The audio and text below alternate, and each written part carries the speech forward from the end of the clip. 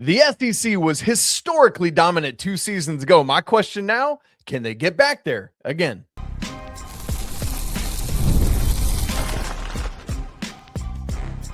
You are Locked On College Basketball, part of the Locked On Podcast Network. Your team every day.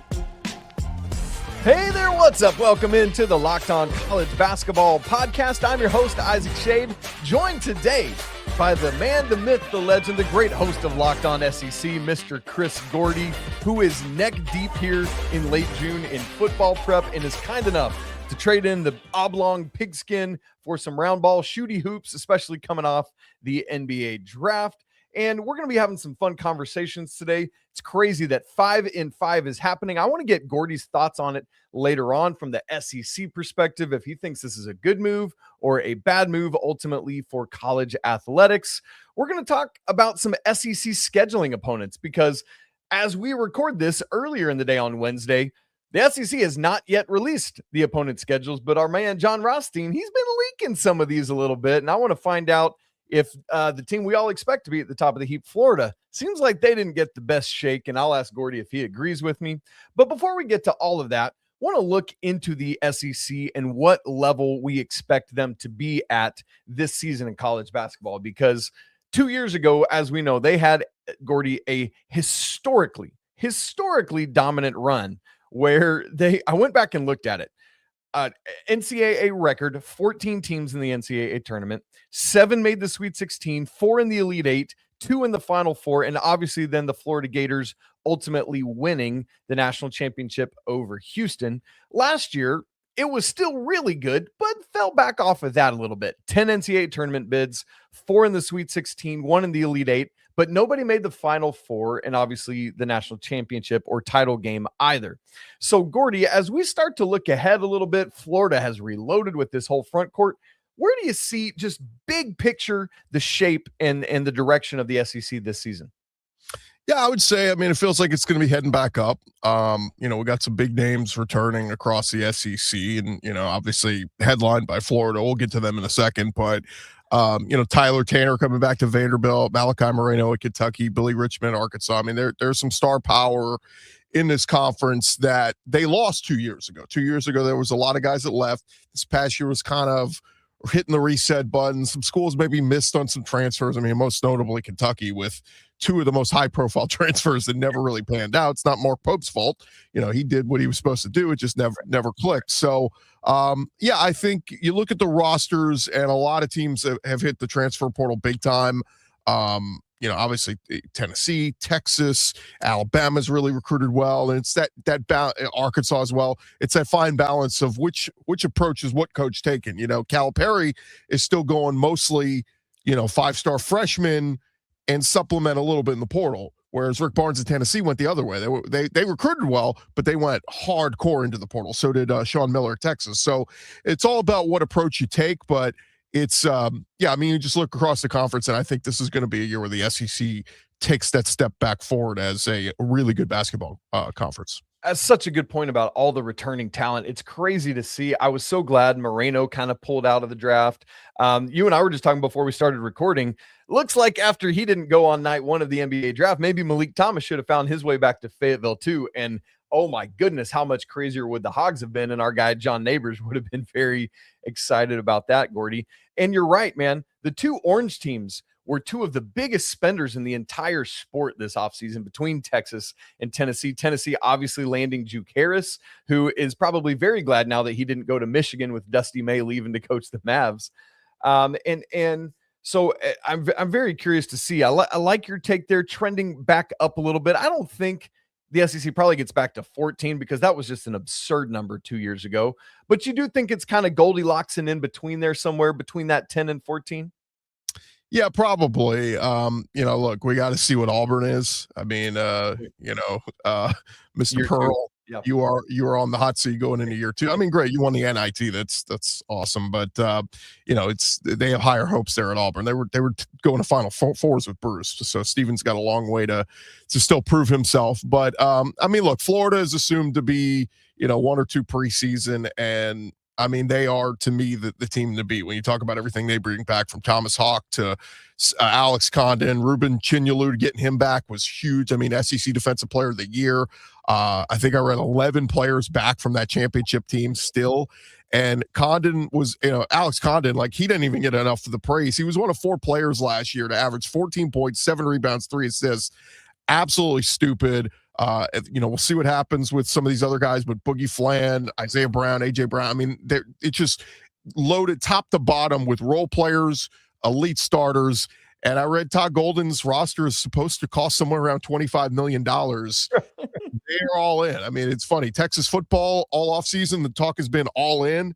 Florida basketball is absolutely all in, and disappointing loss, man. I had them going far in my bracket, stupid loss. Iowa, They just didn't play their best game that night, but I thought that team, if you'd run it back and put them against other teams in that tournament, I thought they still would have had a chance to get to the Final Four. But they're absolutely loaded, and we'll see what this looks like. I know Aberdeen, we're going to wait to see what happens with the ruling of him. But man, there's so much talent there, and Todd Golden is still so young and vibrant and energetic and all that. Florida's not only the team to beat in the SEC this year, they're going to be one of the teams to beat in all of college basketball. And I think that's such a good point about Aberdeen, Gordy. I think they can still make a Final Four even without him. And I think a lot depends on Boogie Fland and how much he's able to continue to grow this year. But with Aberdeen, it clearly and completely raises their ceiling from what they could be. But if you're just relying on that front court, you're going to be in great shape there, Gordy. So I'm right with you. I like that call. And Florida should not have lost that game to Iowa. Just Bennett Sturts is a dude, right? We saw him go in the middle of the first round of the NBA draft on Tuesday night. And Fulgaris, who's back in college basketball, hits that 3 to knock him off. But I in real time, it kind of felt, going back to the back-to-back championships in 06 and 07, it kind of felt during the season like it might be headed that direction if the guards could get going, and it just never was. So, Gordy, I'm with you. Florida at the top, kind of above and beyond. I think there's a pretty good chasm after the Gators, 2 other SEC teams. If you disagree, say it in your next answer. But who do you have after the Gators kind of in that SEC hierarchy? Yeah, I thought about this. I mean, I like Alabama. I think Arkansas is going to be really good. I mean, there's some teams up there, Texas, but I like Tennessee, man. Rick Barnes has completely remade this roster. They bring back a couple guys, I think Dwayne Brown and Troy Henderson, but a top 3 portal class.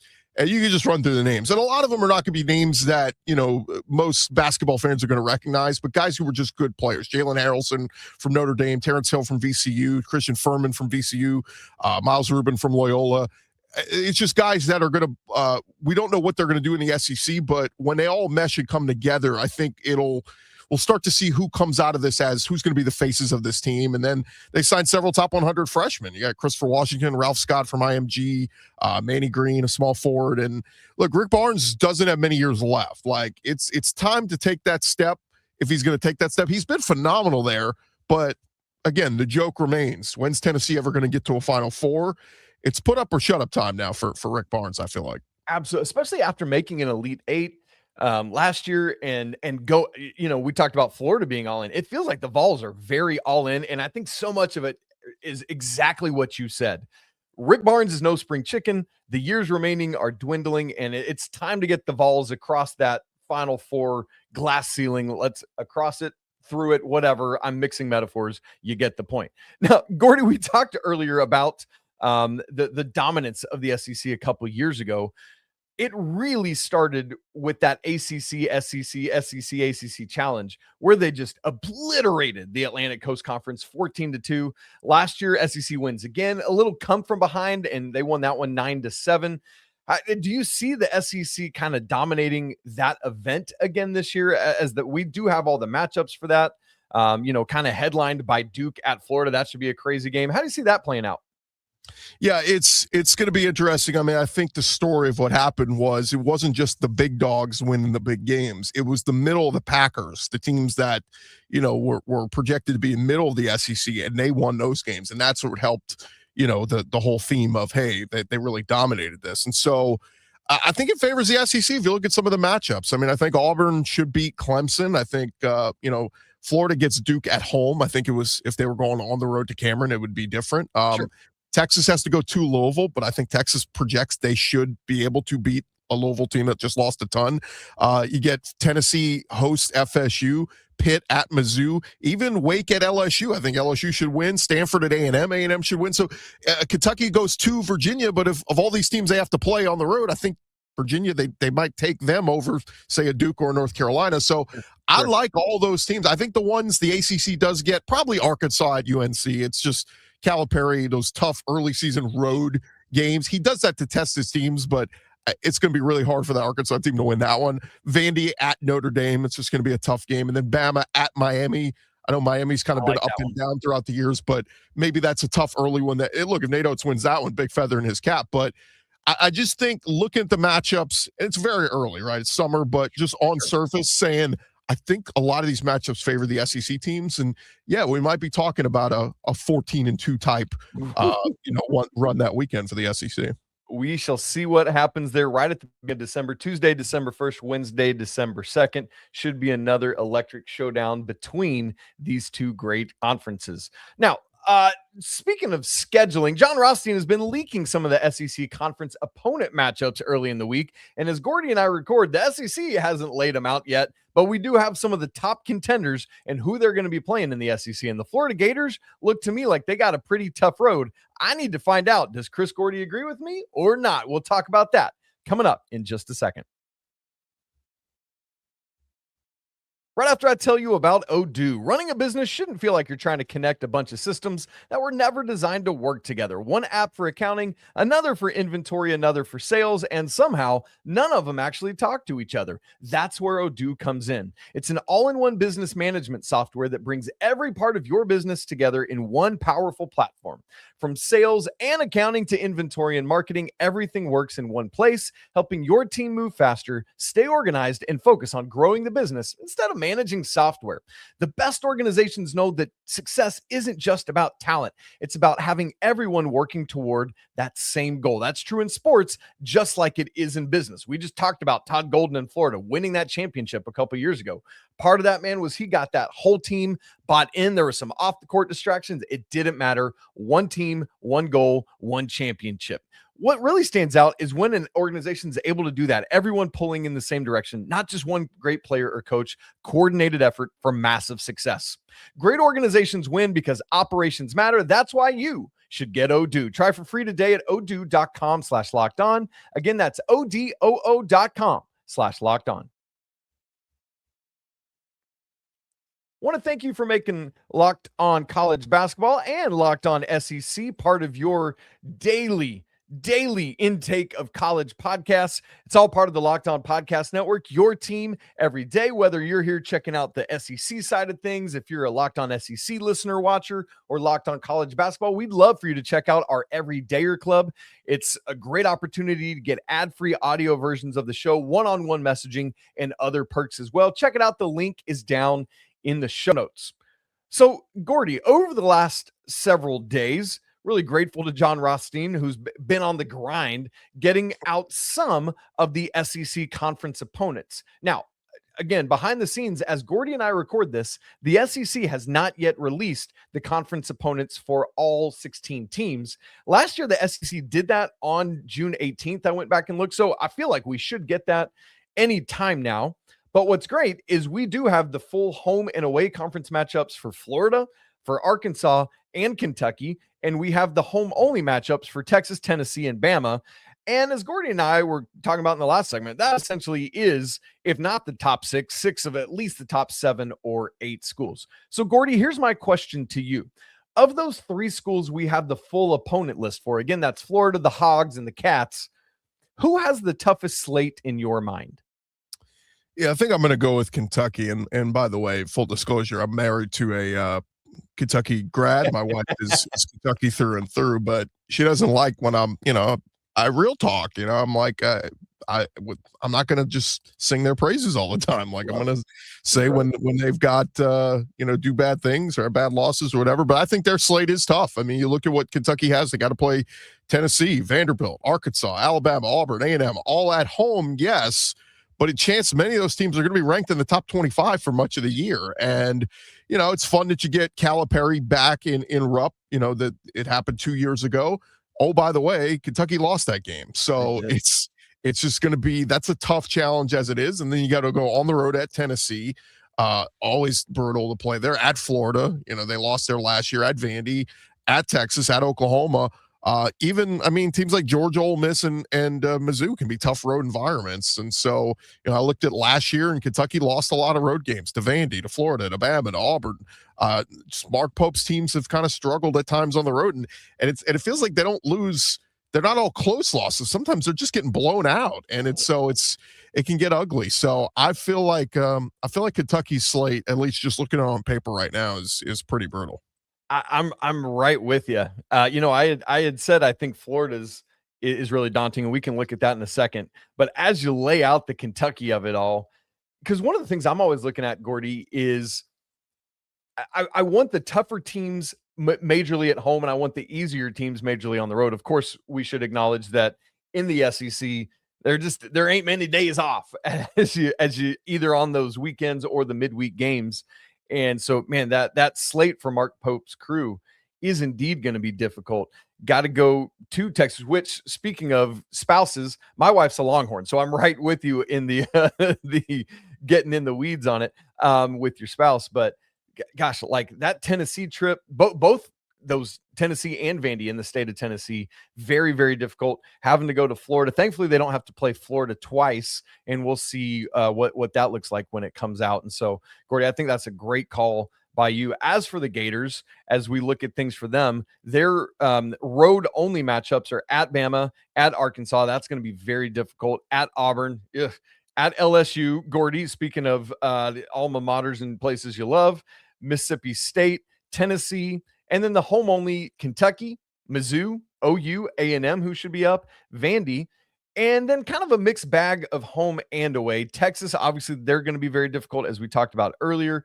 Georgia, no sleeper. South Carolina, so it's kind of a mixed bag for Florida with their home and aways. So, I think you've convinced me. I'm with you. I think Kentucky's, on paper, of course, as we've said multiple times, is probably more difficult here. And Gordy, as I say LSU, it occurs to me to ask, I've not asked you, but as an LSU guy, what's your thoughts on where things are at with the Will Wade and the roster and everything? Because this has been a crazy, crazy set of circumstances.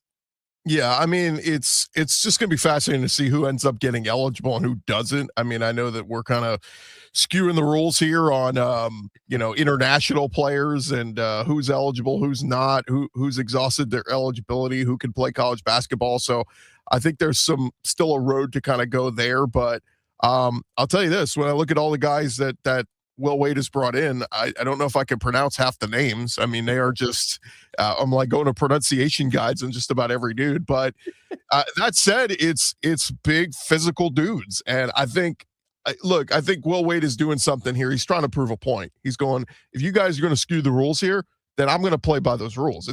And again, he's become a villain, so people are going to vilify him, just like with Lane Kiffin and Kim Mulkey and all the other coaches at LSU that are villains right now. But I kind of give him a hat tip to go, yes, expose this for the crap it is. Like if the NCAA is not going to enforce their rules and crack down on this stuff, then you're only playing by the rules that they're giving you right now. So, but yeah, I mean, look, at the end of the day, I think he's a guy he was a really good recruiter at LSU.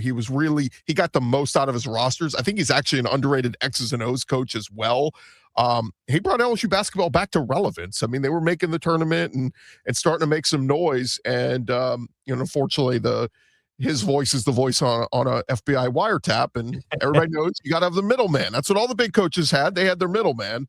But it's just so funny how things happen. It was like Kansas does the same thing. They get a slap on the wrist, and LSU's like, oh, we got to fire our coach. And it's like, man, stand by your man. I think after that, a couple years later, they look back and go, maybe we should have stood by Will Wade, taken the slap on the wrist, whatever it is. Okay, a couple game suspension, pay a fine, and lose some scholarships. Okay, fine. But I think LSU realizes now they got their guy back. Will Wade brought excitement and exuberance back to LSU, a school that, Dale Brown throughout the 80s and 90s, he had this, Final Four runs and all that, but it kind of died. And then outside of, John Brady's one Final Four run in 06, it's just kind of been a big dud of basketball for a decade plus. And so getting Will Wade back, yes, he'll be embraced as the villain of the SEC and of college basketball, but when you think about it, really, Isaac, all he was doing was something that's now legal. I mean, it's like, is he really that big of a villain? I know NC State fans are going to hate on him for being one and done and leaving, but I think if you take your bias aside and step outside of it, you go, it makes sense. He loved it in Baton Rouge. He didn't want to leave. He was forced out. Now he's back with a leadership that really embraces him and loves him. So let's see what he does. But again, he's going to be one of the villains of college basketball. Maybe that's good. Maybe, look, people love to hate Coach K. People love to hate. Where are all the villains? Like, we need more villains and people to root against in this.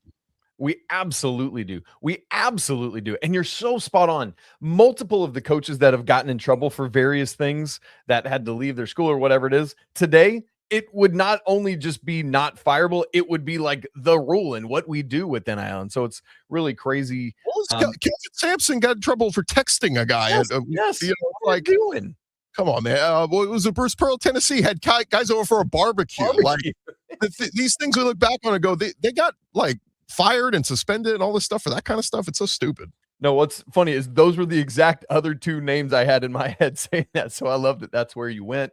And it's just wild to think about. By the way, I call Will Wade and Coach Mulkey and Coach Kiffin the Bermuda Triangle because I think it's hilarious, and I would love to just go spend a day and see what the three of them are like. They're all on that same campus. That's pretty fun. But the other thing, and I think you made this point so well about Coach Wade is, if everybody's so up in arms about the state of roster construction and who's eligible and who's not, then doing something like this exposes it, and maybe that's part of the instigation for what ultimately results in some change. And if not, he just keeps doing it and maybe gets LSU back to where he had them in version number 1. And so we'll see. Speaking of all those rules and roster construction and who's eligible and who's not, Chris Gordy, 5-5 is happening. Now, of course, as we know, there's got to be a finalization of all this, which is happening on Wednesday at some point after Gordy and I record, but all signs point to this is going down. I need to get Gordy's take on 5-5, what it means for college athletics through an SEC lens. Is this good for college athletics? I'll get Gordy's answer coming up in just a second.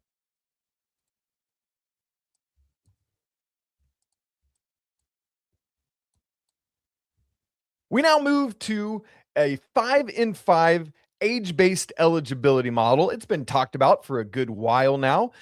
For those who are unaware, let me just briefly remind you, the current system has been that you get a 5-year window, but to only play 4 years. Under the new eligibility model, 5 years, all you can eat buffet. Come sit down at the table for 5 years, eat all you can. If you can play for 5 full years because your body allows it, great. If you can play for 2 years because you got 3 years of injuries, sorry about you. No waivers, no hardships. That's what you get. That's the basic gist of it.